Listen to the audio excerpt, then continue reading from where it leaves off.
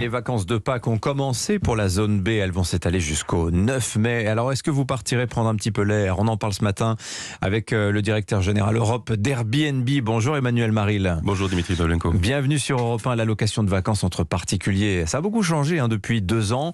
Les tendances qui étaient apparues pendant le Covid se sont installées. Alors qu'est-ce que vous observez actuellement Emmanuel Maril à partir des réservations faites sur votre plateforme en ce moment? Déjà on observe une bonne nouvelle, c'est que depuis 3 ans on n'avait pas vraiment vécu Pâques et le week-end de Pâques. Ça y est, on n'est plus confinés, donc les Français réservent pour le prochain week-end et les vacances qui arrivent.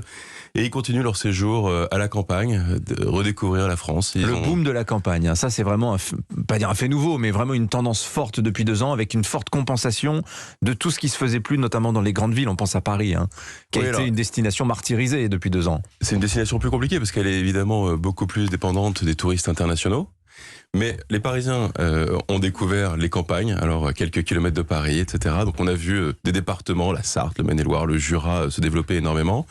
Mais la bonne autre nouvelle, c'est que les voyageurs internationaux reviennent en France. On voit les Américains revenir, les Anglais, les Allemands, etc. Et donc eux vont aller évidemment découvrir les grandes villes, dont Paris. Alors, et justement, tous les propriétaires de logements qui sont mis en location sur votre plateforme depuis 2 ans, je pense notamment à la destination parisienne, qui a beaucoup souffert. Il y a eu ces mécanismes un peu de transfert, où d'habitude, ces grandes villes où ça marchait plutôt bien, la location entre particuliers, et bien, était tombé pratiquement à zéro.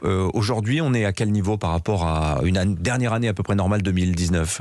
Alors c'est très très difficile de le dire parce qu'on est au tout début de l'année, mais ils sont jamais véritablement tombés à zéro, parce qu'il y a toujours eu des phénomènes un petit peu de compensation, autres que les étrangers. On a eu les Français qui prenaient des séjours un peu plus longs et qui passaient plusieurs semaines à Paris. Ils ont aussi un peu redécouvert Paris au moment où, dès que ça se débloquait d'un point de vue confinement, que la Tour Eiffel et que les musées étaient réouverts, pas mal de Parisiens ont redécouvert leur capitale. C'était aussi assez intéressant. Pas mal de Français, ont redécouvert leur capitale. Ouais, c'est un bon observatoire, finalement, des mouvements pour les vacances Airbnb. Alors, justement, vous publiez ces jours-ci une étude qui apporte des réponses à cette question qu'on peut se poser. Combien ça rapporte d'avoir un appartement ou une maison en location sur votre plateforme? Vous avez sollicité pour cela le cabinet Asterès qui produit ce chiffre. C'est à peu près 3 800 € bruts que l'on peut gagner dès lors qu'on met un de ses biens en location sur la plateforme Airbnb. Exactement, 3 800 €, c'est plus de 2 SMIC. Donc je trouve que c'est absolument... je trouve ça fait 2 900 € net, je le précise, une fois qu'on a payé ses impôts. Voilà, alors après, évidemment, tout dépend de l'assiette fiscale dans laquelle vous vous trouvez, et ces impôts, ces revenus-là sont à déclarer. Oui, et c'est de l'impôt sur le revenu. C'est de l'impôt sur le revenu, exactement. Mais ce qui est intéressant et ce qui est important, je trouve, c'est que avec le retour des touristes internationaux, avec le déploiement du tourisme en France, nous on n'a pas de pétrole en France, je vais être assez clair, on n'a pas de pétrole, on a le tourisme. C'est notre manne à nous, en fait. On a un pays magnifique que tout le monde veut découvrir. Profitons-en. Il a été un petit peu mis en berne pendant 2 ans, notamment au niveau international. Ça revient. Si le plus grand nombre de Français, notamment pendant cette crise, avec l'inflation qui pointe le bout de son nez, qu'on voit, qu'on observe, et ce problématique de pouvoir d'achat, peuvent bénéficier d'un revenu complémentaire de 3 800 € bruts, je trouve que c'est très intéressant.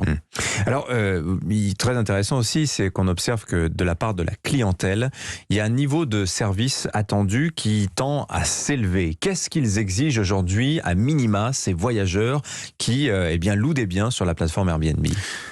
Ils exigent un accueil, ils exigent d'avoir un minimum de qualité évidemment dans le logement qu'ils vont investir pour quelques jours ou quelques semaines. Il y a des options incontournables. Il faut le Wi-Fi, ils veulent des espaces de travail, ils veulent un bureau pour pouvoir bosser pendant leurs vacances. Il y a du nomadisme, on voit un peu les Américains appellent ça du nomadisme digital. Des gens qui veulent travailler, qui prennent 3 semaines. Alors, ils vont prendre 2 semaines de vacances, une semaine après, ils vont travailler depuis leur lieu de villégiature. Et là, ils veulent évidemment un espace de bureau, ils veulent un Wi-Fi très bien connecté, ils veulent un endroit au calme, tout ce que vous disiez.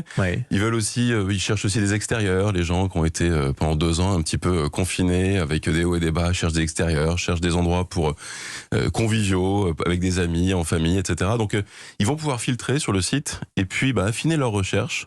Et ça va plus être uniquement une destination, le sud, l'ouest ou le nord de la France. Ça va être beaucoup plus que ça, un nombre de chambres et puis plein de détails après pour affiner leurs vacances. Le bien, le lieu de, l'appartement ou la maison, ça compte plus encore finalement que la région où on veut se rendre? Je pense qu'on est prêt à faire 30-40 km aujourd'hui si on a le bon nombre de chambres. Et puis quelque chose en plus.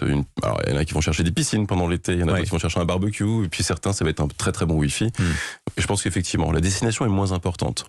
Alors qu'est-ce qu'il faut faire si on vous écoute ce matin et qu'on se dit tiens j'ai une résidence secondaire, pourquoi pas la mettre en location sur Airbnb? Quel type d'investissement initial il faut envisager, Emmanuel Maril? Parce que vous êtes évidemment toujours à la recherche d'offres nouvelles. Hein. Je pense que oui, bien sûr, parce que l'offre crée la demande dans le voyage. Donc demain vous êtes français, que vous ayez un appartement, une maison secondaire ou principale, vous pouvez la mettre en quelques clics, quelques photos sur Airbnb, vous trouverez quelqu'un qui viendra chez vous, un voyageur, quel qu'il soit, forcément. En France, c'est comme ça que ça se passe. En Italie, c'est la même chose. Aux États-Unis, c'est la même chose. Les pays touristiques très forts, c'est comme ça que ça marche. Il n'y a aucune difficulté à louer son bien? Non, parce que les gens vont, ce qu'on disait tout à l'heure, ils sont capables de faire 10, 15, 20 km de plus parce que dans cette maison-là ou dans cet appartement-là, il va y avoir ce service qu'on recherche absolument, un lit pour bébé. Enfin, peu importe, vous voyez, mais qu'est-ce qu'il faut faire? Il faut juste faire, aller sur le site, quelques clics, quelques photos, être accueillant.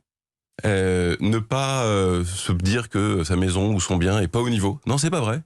Les gens trouveront toujours, à partir du moment où vous êtes accueillant et qu'il y a quelque chose spécifique qui va s'y passer, les gens vont trouver leur si vous n'avez pas de sauna mais que vous dites que vous acceptez les chiens, ça permet de compenser. Non mais c'est vrai, ce sont des petites choses mais ça compte.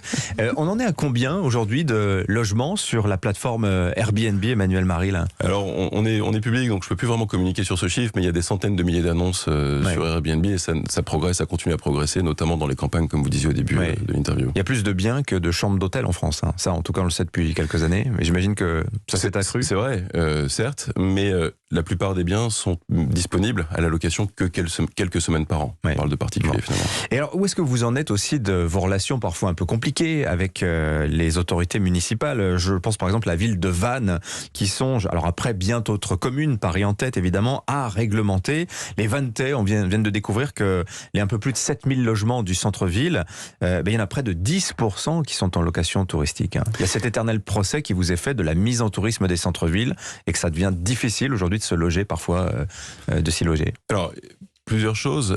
Il y a beaucoup de cas comme de cas inverses, c'est-à-dire de villes qui se disent comment est-ce qu'on peut faire pour attirer plus de touristes. Donc ils nous appellent et qui nous disent comment est-ce qu'on fait pour avoir plus d'hébergeurs. Des villes vous appellent, vous? Bien sûr. En vous disant, parce que le tourisme, ce que je disais tout à l'heure, c'est quand même une manne colossale. Ça fait venir des gens, des devises, ça fait vivre des centres commerciaux. C'est absolument fondamental. Dans les 2 dernières années, les gens étaient plutôt en recherche de tourisme, notamment dans les campagnes, etc., qu'autre chose. Après, ce que je dis, c'est qu'on a un dispositif réglementaire depuis quelques années qui est très dense. Toutes les villes y ont accès. Donc la ville de Vannes peut tout à fait mettre en place un enregistrement qui permet de mesurer, de comprendre ce qui se passe sur sa commune et d'autoriser ou non certaines personnes à mettre leur logement sur des plateformes comme Airbnb. Mais surtout, le principal, c'est que la plupart du temps, dans l'immense majorité des cas, ce sont des particuliers qui mettent leur résidence principale sur Airbnb. Donc ça ne retire pas de logement à la location classique. Intéressant. Merci d'être venu nous voir ce matin sur Europe 1. Emmanuel Maril, directeur général Europe d'Airbnb. Bonne journée à vous. Merci beaucoup. Il est 6h50.